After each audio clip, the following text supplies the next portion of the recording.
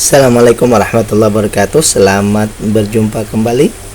Hari ini tanggal 22 November 2024, tepatnya jam 10 malam ya. Harinya agak gerimis. Kita akan kembali bersama-sama membuat semua fundamental saham dari laporan keuangan triwulan 3 2024 ya. Kita melihatnya dari segi value, dividen, free cash flow, ketahanan dan kepengendalian. Saham yang kita bahas kali ini adalah BSSR, BUK dan BIAN ya. Analisa kita ini adalah bahan pemikiran tambahan, bukan perintah untuk melakukan aksi beli atau jual, karena setiap investor itu punya cara masing-masing ya. Sehingga ini adalah bahan pertimbangan saja ataupun edukasi ya. Pembahasan kita ini juga bukan untuk melebih-lebihkan atau menjelek-jelekan sebuah emiten. Kita hanya mendasarkan kepada data yang kita dapatkan. Kemudian juga bahwa kita ingin mendapatkan sebuah saham yang ada diskonnya, kemudian ada proyeksi untuk bisa bagger atau multi bagger. Namun biasanya untuk itu perlu waktu dan perlu momentum. Nah, selama kita menunggu itu, tentu saja kita ingin ada hasil juga, yaitu berupa dividen yang menjadi upah kita selama menunggu. Itulah dasar pemikiran kita ya. Baik, kita punya 3 pembahasan tadi, yaitu saya lupa, BSSR, BUK dan BIAN ya. Saya sudah membuat playlist yang saya letakkan di deskripsi. Silakan cek di situ untuk mendapatkan saham-saham yang sudah saya bahas di triwulan ini ya. Kemudian juga bila dirasa bermanfaat, jangan lupa untuk klik like, subscribe dan share. Baik, kita akan bahas yang pertama ini BSSR, Bara Multi Sukses Sarana ya. Kita cek berita terbaru ya.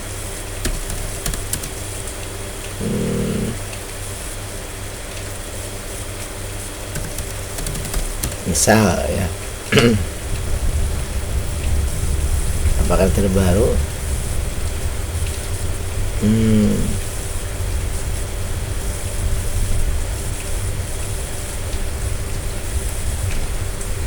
Dividen interim cair, Komisaris Bara Multi BSSR mundur 1 hari yang lalu ya. Dividen interimnya cair, Komisaris BSSR mundur ya. Daniel Soharia itu mengundurkan diri. Komisaris Bara Multi Sukses Sarana BSSR Daniel bersama ya, mengundurkan diri ya 19 November. Bara Multi tebar dividen interim $30 juta ya. Ya. Baik. Itu dulu ya. Jadi ada 2 berita terbaru di sini, yaitu siapa tadi saya lupa. Komisarisnya ada yang mundur, kemudian ada pembagian dividen interim ada ya. Baik, kita cek dulu bahwa semua data untuk BSSR ini data awalnya memenuhi kriteria. Kita lanjut ke nilai bukunya. Ini fluktuatif ya. Dari turun di triwulan 2, triwulan 3 naik lagi sama dengan triwulan 1. Namun dari segi harga ini menurun ya. Kemudian bukan harga, keuntungannya menurun. Tadi nilai buku fluktuatif, keuntungan menurun, harga ini fluktuatif juga ya. Aset lancar fluktuatif, hutang menurun. Jadi semua data kayaknya di sini secara umum fluktuatif, kecuali hutang yang menurun ya. Selanjutnya untuk dari segi valuasi, keuntungan triwulan 1 itu 54%, triwulan 2 50, triwulan 3 49. Ada penurunan, tetapi keuntungannya masih di atas 10%, bahkan ini sangat besar keuntungannya, ini separuh ya. Keuntungannya ini 50%. Sangat besar sekali ya. Kemudian dari segi harga sekarang 4 ribuan, nilai bukunya 1.700. Jadi kalau kita lihat di sini bahwa PVV-nya ini sudah 2,67 atau 1,6 kali lebih mahal. Berarti istilahnya kalau menuju ke 2,5 sudah terlewati ya, tapi karena dia perusahaannya untung besar, jadi dia termasuk kategori growth ya. Dari segi valuasi ini ada anomalinya dengan dari segi valuasi nilai buku ya. Sekarang ini kalau 46% diskonnya ya. Jadi untuk beli perusahaan ini secara perhitungan begini ya. Beli sekarang kita dapat dapat diskon 46%, tapi proyeksi untuk multibagger itu terlewati ya. Hanya tinggal 6% karena 2,67 tadi bukan, sudah terlewati 6% ya, karena 2,67. Baik, namun dari segi dividen ini sudah memenuhi kriteria, yaitu 33%, dan kumulasi dividennya kalau kita bagikan sekarang ya, ini kita punya untung upah menunggu 6,29% ya. Jadi simpulannya begini, valuasinya murah, tapi proyeksi untuk multibagger ini terlewati. Tapi ini adalah perusahaan growth, nanti kita cek lagi ya. Untuk free cash flow ada penurunan 50%, tapi masih besar ya, 18%.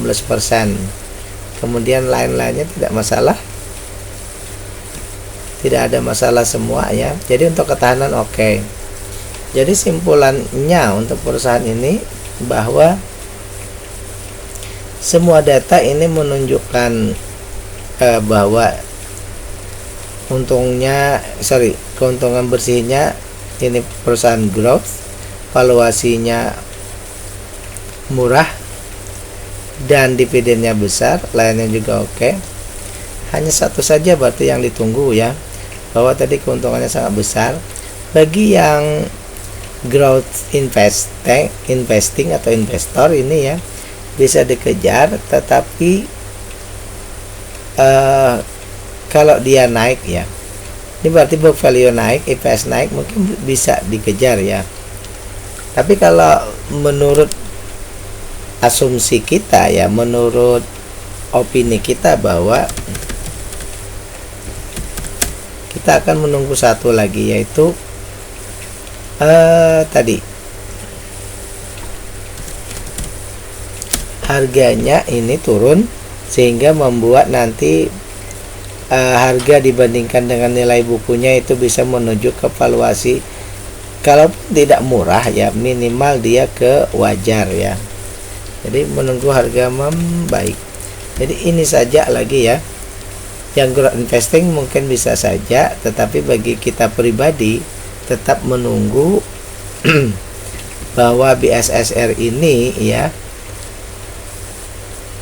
harganya turun dari harga sekarang ya. Itu yang pertama. Yang kedua, ini bukakan teknik utama atau book ya. Perusahaan ini bergerak di bidang operating company, usahanya engineering, procurement, construction, dan lain-lain ya, dan produk peralatan jasa konstruksi lainnya ya.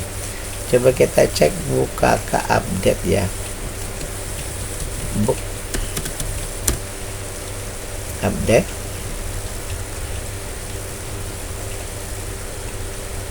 Kok jadi bulk? Book update. Oke, sekarang 920 ya. Coba kita cek harganya. Turun lagi berarti ya. Kita cek lagi di sini nanti. Oke. Dirikan anak usaha baru 1 hari yang lalu ya. Mereka mendirikan, sekarang fokus di bisnis kesehatan. Jadi mereka mengincar cuan klinik kesehatan ya.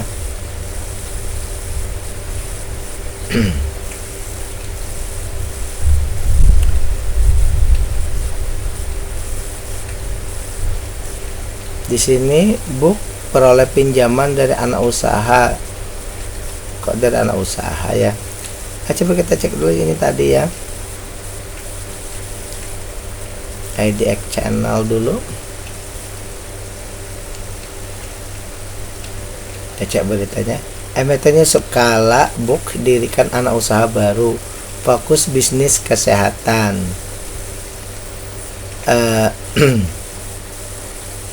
Bukaka Energi mendirikan anak usaha baru yang bermain bisnis kesehatan. Informasi ini disampaikan oleh Direktur Utama BUK Irsal Kamarudin. Ya, anak usaha persuan ini didirikan Mutiara Cita Medika. Oke, berarti penambahan bidang usaha, ya. Cuma istilahnya kalau ada yang bilang juga kalau bidang usahanya di luar bisnis utama, mungkin ini kan perlu pemahaman yang lebih jauh lagi ya. Dan mereka mungkin juga sudah punya pemahaman kenapa berani pindah ya. Bukan pindah menambah ya. Pendirian anak usaha baru ya. Dalam rangka pengembangan apa tadi? Bisnis perseroan di bidang aktivitas kesehatan manusia ya.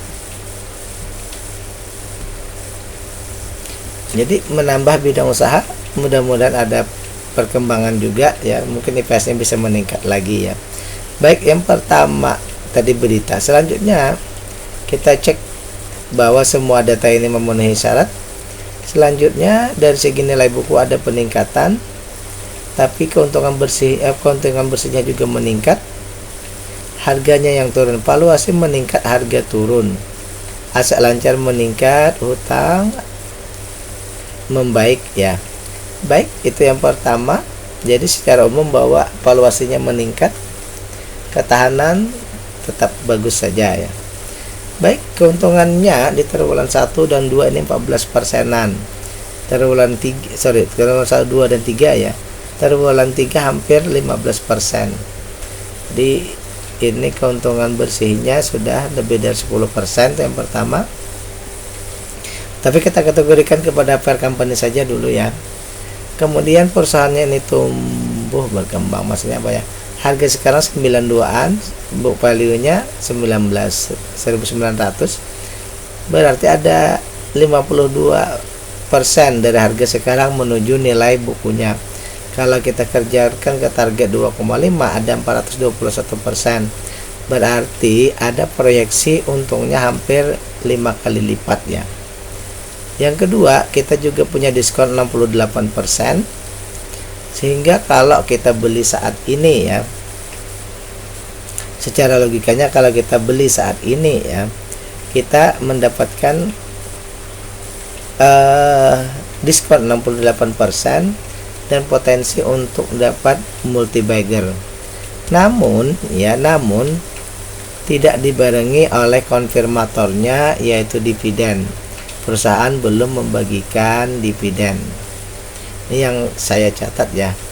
Perusahaan belum membagikan dividen, sehingga valuasi murahnya ini bahkan keuntungannya yang hampir saja growth, tapi tidak didukung oleh dividen.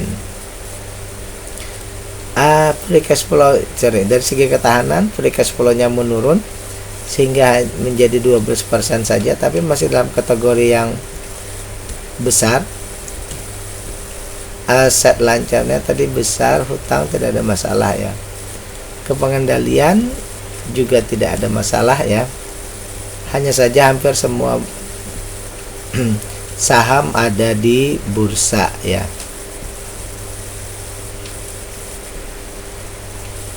Baik, kita ambil sebuah kali lagi opini ya, bahwa dari segi keuntungan sudah oke. Hanya saja konfirmatornya tadi yang tidak ada ya.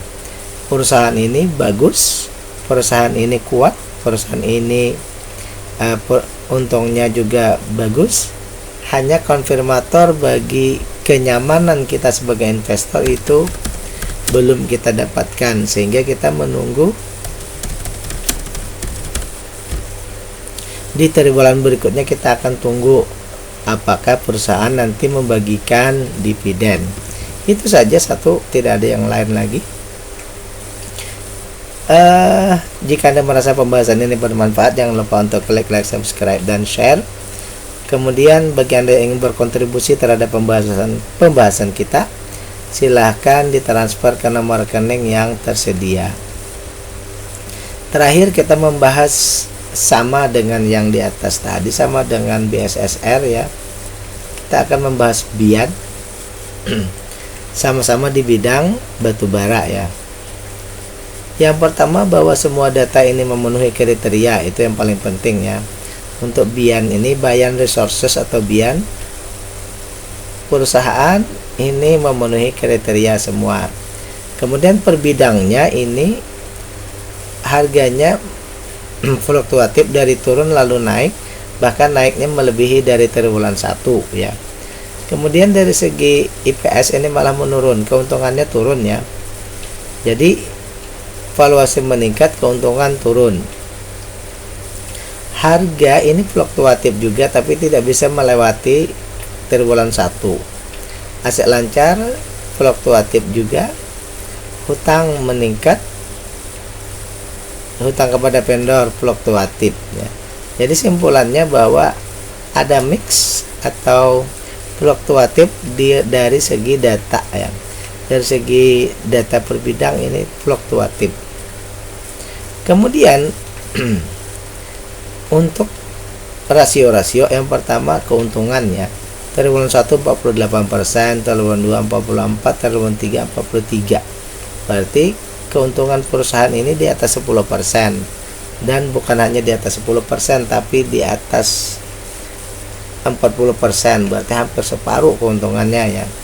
Sehingga kita menyimpulkan perusahaan ini adalah perusahaan growth. Satu.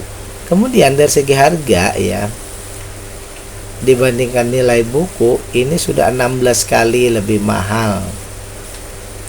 Jadi harga sekarang ini sudah 16 kali lebih mahal ya. Berarti apa? Berarti investor di sini menghargainya sudah tinggi ya.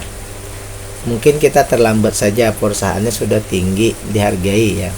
Selanjutnya dari segi valuasi juga sudah hampir tiga kali lebih mahal ya. Sehingga simpulan kita bahwa perusahaan ini kalau kita beli sekarang, kita harus merogoh kocek 2 kali atau 3 kali lebih dalam. Kemudian untuk potensi multi-bagger sudah terlewati ya, potensi ya. Kemudian kita mau mengkonfirmasi dengan dividen. Perusahaan ternyata sudah membagikan dividen 64%, besar sekali. Ini berarti sangat peduli dengan investor. Namun karena harganya yang sudah tinggi ya, sehingga proyeksi kita di triwulan 3 ini kalau dibagi sekarang, kita hanya akan mendapatkan dividen 1,62 ya. Jadi di sini jangan dianggap bahwa perusahaannya tidak bagus. Tidak, perusahaannya bagus dan baik, hanya karena valuasinya yang sudah mahal sehingga dividen yieldnya menjadi kecil ya. Jadi yang kedua, selanjutnya dari segi free cash flow ada penurunan sedikit saja, tapi jumlahnya 30%-an, masih sangat besar. Aset lancar, tidak masalah, dan lain-lainnya ya, sampai kepada kepemilikan retail. Hanya saja semua saham ini di bursa semua ya. Si pengendali juga bisa trading ya, begitu. Ini tadi perusahaannya adalah BIAN. Kita ambil kesimpulan saja ya, kesimpulan dalam artian opini ya, bahwa perusahaannya growth sehingga dihargai mahal. Namun karena sudah mahalnya tadi ya, sebenarnya bagi investor yang sudah beli lama ini tidak masalah ya, misalnya mereka punya keuntungan. Tapi bagi kita yang saat ini ya, yang saat ini berarti bukan saat yang tepat ya, belum saat yang tepat bagi kita untuk masuk. Sehingga di triwulan 4 kita harus tunggu lagi, karena di sini mahal berarti harga ya. karena IPS-nya sudah oke saja, berarti harganya yang sudah terlalu tinggi ya. Dividennya tidak masalah lagi, berarti itu hanya menunggu harga yang turunnya. Untuk ke pengandalian tidak ada masalah. Jadi di sini saja ya simpulan kita bahwa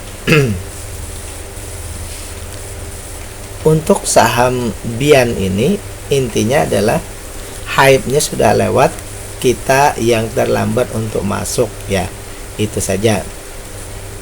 Kalau kita beli waktu di harga bawah mungkin kita dapat semua ya, tapi karena saat ini kita terlambat ya, kita menunggu lagi di saat-saat berikutnya. Mudah-mudahan ada suatu kesempatan kita bisa masuk lagi di saham ini. Jadi ini saja, menunggu harga membaik saja untuk perusahaan ini ya, karena sudah growth dan tinggi kita terlambat untuk masuk. Oke, demikian pembahasan kita dengan 3 saham kali ini, yaitu BSSR, BUK, dan Bian. Kali lagi ini adalah bahan pertimbangan tambahan, bukan perintah untuk melakukan aksi beli atau jual, karena setiap investor itu punya cara masing-masing. Billahi taufiq wal hidayah. Assalamualaikum warahmatullahi wabarakatuh.